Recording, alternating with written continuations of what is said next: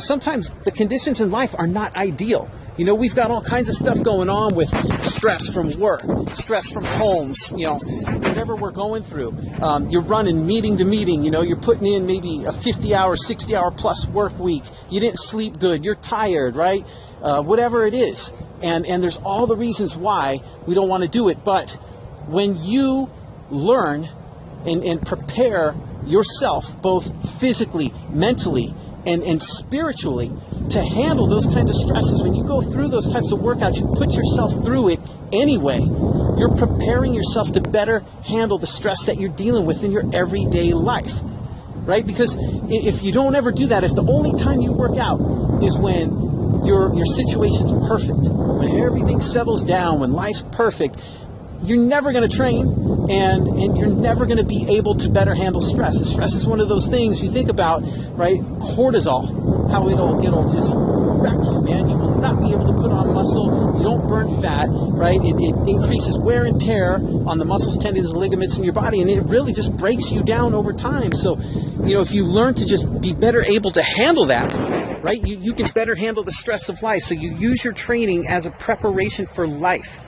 I knew today going into it, I didn't sleep well, but you know what? I had all kinds of, at least the last 6 or 7 nights that I've slept really good. So I knew, that this one time things weren't ideal. The conditions weren't perfect for me, but I knew I could do it. And I had to just be willing to put myself in an uncomfortable situation, in a non-perfect situation, right? And you've got to do the same thing.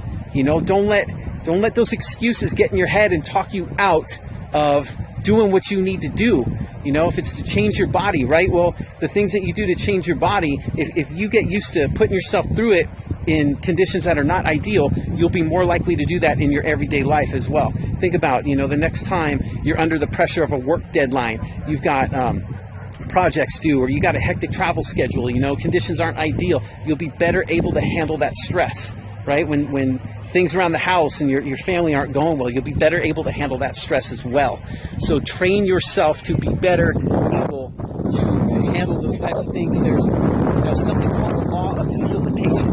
And what that means is that it's basically how your brain learns to do certain things. So if for example, I'm training, let's say I'm training a squat, and I do the squat incorrectly.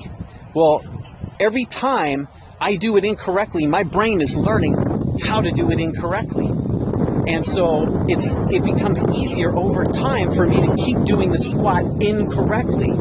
And each time I do it incorrectly, it's going to get easier and easier. There's less resistance. And it's the same thing with our lives and the stories we tell ourselves, the excuses we make. Excuses work like the law of facilitation, in that the more excuses you make to not train yourself, to not do the things you need to be doing, then the more easier it will be over time for you to fall victim to those excuses, to let those excuses run your life. And every time you do that, it'll get easier and easier. You'll put up less resistance, right? So anyway, don't wait for life to be perfect, because it never is. Don't wait for all the ducks to line up in a row. If you're not sleeping well one night, or, a night here and there, don't stress about it too much. Use your training as a way to prepare yourself for life.